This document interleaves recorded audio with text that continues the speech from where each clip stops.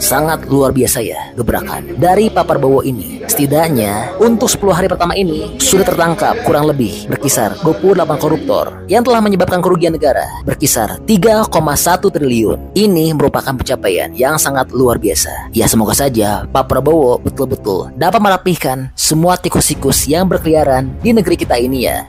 Assalamualaikum warahmatullahi wabarakatuh. Terima kasih udah klik video ini. Jumpa lagi di Ado Reaction. Lanjut lur, kali ini ada berita dari channel Indah Permana. Gempar, baru 10 hari menjabat Prabowo sudah tangkap 28 koruptor. Yang lain antri. Gila ya, bener-bener ya. Prabowo ini menjalankan tugasnya dan janji-janjinya dengan luar biasa lur. Janji memberantas korupsi, sekarang baru 10 hari menjabat saja sudah 28 koruptor yang tertangkap. Gimana kelanjutan ceritanya? Langsung aja kita tonton video sama-sama. Check it out. Nanti kita komentari di dalam komentar lur ya. Oke.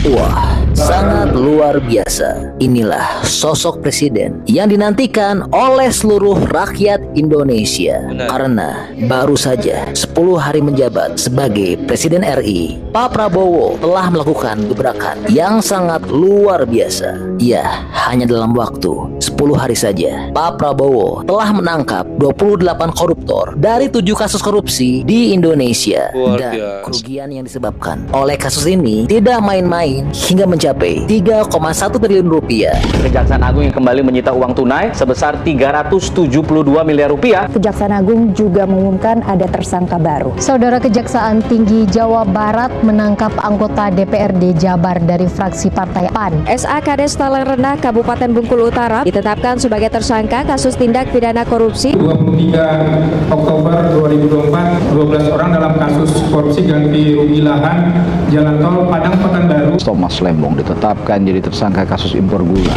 Tentu, semua maling-maling dan tikus yang ada di negeri ini saat ini sedang kelapakan dan kebingungan karena Pak Prabowo sudah terlihat jelas di sini sedang bersih-bersih negara dari para tikus yang berkeliaran di negeri ini yang ingin merusak bangsa dan negara. Dan buat yang saat ini bilang bahwa Pak Prabowo tebang pilih, tolong buka mata dan telinganya ya, karena Pak Prabowo tentu tidak tebang pilih hanya menghukum yang berlawanan saja, namun yang satu gerbong pun juga kena. Saudara Kejaksaan Tinggi Jawa Barat menangkap anggota DPRD Jabar dari fraksi Partai Amanat Nasional PAN. Partai Amanat Nasional PAN. Partai Amanat Nasional PAN.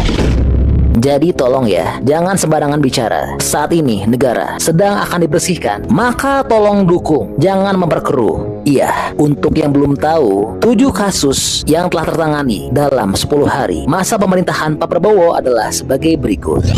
Yang pertama adalah kasus PT Aset Pasifik. Kejaksaan Agung telah melakukan pemeriksaan dan penggeledahan di 2 kantor PT Aset Pasifik yang diketahui santer terdengar berita korupsinya. Dan dari kasus ini, Kejagung telah menyita uang tunai hampir 1 triliun milik PT Aset Pasifik dalam kasus korupsi Duta Palma Group. Kasus korupsi dan juga tindak pidana pencucian uang oleh PT Duta Palma Group. Nah, penyitaan ini dilakukan oleh penyidik di 2 lokasi kantor PT Aset Pasifik selaku anak usaha dari PT Duta Palma Group. Penyidik Jaksa Agung Muda Pidana Khusus Kejaksaan Agung terus menelusuri kasus korupsi perizinan lahan sawit seluas 37 hektar di Kabupaten Indragiri Hulu. Lalu berikutnya, kasus korupsi dana desa. Tidak hanya pejabat tinggi dan terkenal di suatu instansi besar, bukan pejabat tinggi pun saat ini telah kena di tangan pemerintahan Prabowo. Ya, karena seorang sampai tingkat desa ya. Sekretaris Desa Talang Renah, Kecamatan Air Besi, Kabupaten Bengkulu Utara, juga nggak luput dari operasi tangkap tangan atas dugaan korupsi dana desa senilai 780 juta rupiah. SA Kades Talang Renah Kabupaten Bengkulu Utara bersama anaknya GU yang merupakan Masih ketawa-tawa sekretaris desa ditetapkan Nggak sebagai punya malu tersangka ya. kasus tindak pidana Makan duit korupsi rakyat oleh ya. penyidik Satreskrim Polres Bengkulu Utara. Dan berikutnya, kasus Ronald Tanur yang sebelumnya telah bikin jengkel masyarakat Indonesia. Iya, untuk kasus ini, Kejaksaan Agung telah menangkap tangan dan menetapkan status tersangka kepada 3 hakim pengadilan negeri PN Surabaya, yaitu selaku pemberi vonis bebas Ronald Tanur. Selain itu, pengacara Ronald yaitu Lisa Rahmat dan ex-pejabat Mahkamah Agung Zaro Fikar juga telah ditetapkan sebagai tersangka. Ronald Tanur, terpidana kasus pembunuhan Dini Sera Afriyanti. ditangkap oleh tim Kejaksaan Tinggi Jawa Timur pada Rabu 23 Oktober 2024. Kejagung menetapkan 3 hakim yang memvonis bebas Ronald Tanur sebagai tersangka. Penyidik juga menetapkan pengacara Ronald Tanur sebagai tersangka 25 Oktober 2024. Jelas itu mau pasti. Kejaksaan lalu menetapkan lagi 1 orang tersangka. Berikutnya, kasus korupsi Tol Padang Pekanbaru. Iya, masih tak luput dari peradilan. 12 orang ASN ATR BPN telah ditangkap Kejaksaan Tinggi Sumatera Barat dalam kasus dugaan korupsi terkait pengadaan lahan untuk proyek pembangunan Tol Padang Pekanbaru dan telah merugikan negara senilai 27 miliar rupiah. Pada hari ini Rabu 23. Bentar, Lur. Ya, menurut gua Bapak Prabowo ini memang luar biasa sekali, Lur ya. Baru 10 hari menjabat dan jadi seorang presiden sudah 28 koruptor yang diamankan. Mungkin inilah titik awal dari gerakan Bapak Prabowo untuk memberantas korupsi di Indonesia ya, Lur ya, yang menyengsarakan rakyat kecil dan seluruh rakyat Indonesia. Ya memang tikus-tikus kantor ini harus diberantas dari hilir, Lur ya, sampai hulu. Dari desa sampai perangkat menteri atau pejabat tinggi lainnya, Lur ya, agar tidak ada korupsi lagi di Indonesia. Kita lanjut, Lur. Oktober 2024, tim penyidik bidang Khusus Kejati Sumbar telah melakukan pemanggilan untuk diperiksa sebagai tersangka sebanyak 12 orang dalam kasus korupsi ganti rugi lahan Jalan Tol Padang Pekanbaru. Berikutnya, kasus PT Antam Tbk. Ya, Palsuan saat emas. ini Kejaksaan Agung telah menetapkan 6 orang tersangka atas kasus korupsi di PT Antam Indonesia. Para tersangka telah memproduksi logam mulia dengan merek LM Antam secara ilegal dengan jumlah 109 ton emas. Masih terkait dengan kasus korupsi di kasus timah, Kejaksaan Agung selain mengumumkan kerugian negara tadinya 271 triliun rupiah meningkat hingga 300 triliun rupiah. Kali ini Kejaksaan Agung juga mengumumkan ada tersangka baru. Lalu berikutnya, korupsi dana hibah NPCI. Ya, anggota DPRD Solo Kevin Fabiano telah ditahan oleh Kejaksaan Tinggi Jawa Barat sebagai tersangka korupsi dana hibah NPCI atau National Paralympic Committee Indonesia dengan nilai 122 miliar rupiah. Wah, ini sangat kurang ajar ya, karena merupakan dana untuk atlet-atlet disabilitas namun telah dia makan. Kejaksaan Tinggi Jawa Barat menangkap anggota DPRD Jabar dari fraksi Partai Amanat Nasional PAN.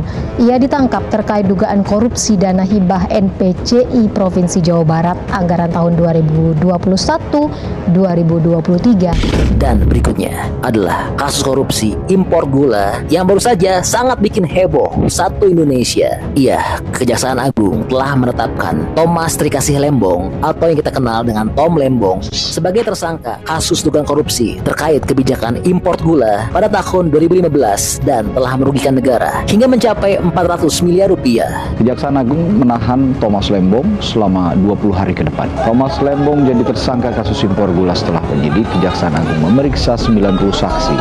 Thomas Lembong diduga memberikan izin impor gula kristal mentah pada PT AP. Wow, sangat luar biasa ya gebrakan dari Pak Prabowo ini. Setidaknya untuk 10 hari pertama ini sudah tertangkap kurang lebih berkisar 28 koruptor yang telah menyebabkan kerugian negara berkisar 3,1 triliun. Kalau misalnya gue ngelihat kasus-kasus korupsi kayak gini, Lur ya, pejabat itu pada nggak punya hati, Lur ya. Duit 3,1 triliun itu gede banget, Lur. Banyak banget, 7 triliunnya kita nggak bakalan habis, Lur. Ini dimakan dengan 1-2 orang koruptor yang kurang ajar kepada kita, Lur ya. Itu adalah duit rakyat, titipan rakyat, amanah rakyat yang mereka salah gunakan, Lur ya. Maka mereka rampok yang membuat kita semakin miskin. Makanya dengan adanya presiden baru kita Bapak Prabowo Subianto, semoga beliau bisa memberantas korupsi di Indonesia ini. Kita lanjut, Lur. Ini merupakan pencapaian yang sangat luar biasa. Ya, semoga saja Pak Prabowo betul-betul dapat merapihkan semua tikus-tikus yang berkeliaran di negeri kita ini ya. Nah, kalau menurut teman-teman kira-kira gimana pendapatnya mengenai info update dari Pak Prabowo ini? Teman-teman dukung atau ada pendapat lain? Bantu dong berikan pendapat dan alasannya di kolom komentar ya. Ya, siapa saja pesan dari teman-teman dapat tersampaikan ke pemerintah. Oke, Lur ya. Dari berita ini atau dari video ini gue bisa menangkap gimana Bapak Prabowo menepati janji untuk memberantas korupsi di Indonesia ini Lur. Kita dukung terus Bapak Prabowo, dan juga gue paling gedek sama orang-orang yang korupsi di negara ini Lur. Mereka seperti tidak malu dengan cengenges ditangkap polisi. Mungkin mereka mudah Lur ya. Itu terlalu lemah hukum di Indonesia itu seperti itu. Yang korupsi ratusan miliar, triliun, bahkan sampai triliunan, hukumannya paling 4 tahun, 5 tahun gitu Lur ya. Mungkin gue mendukung banget kalau Bapak Prabowo membuka undang-undang untuk para koruptor yang berkorupsi itu dihukum seberat-beratnya Lur ya. Bahkan seumur hidup. Gue setuju banget supaya mereka kapok dan geram, tidak ada lagi korupsi di Indonesia dan rakyat Indonesia sejahtera Lur ya. Mudah-mudahan itu terwujud. Pokoknya kita dukung terus Bapak Prabowo. Sekian dari gue kali ini Lur, kurang lebih gue minta maaf. Assalamualaikum warahmatullahi wabarakatuh.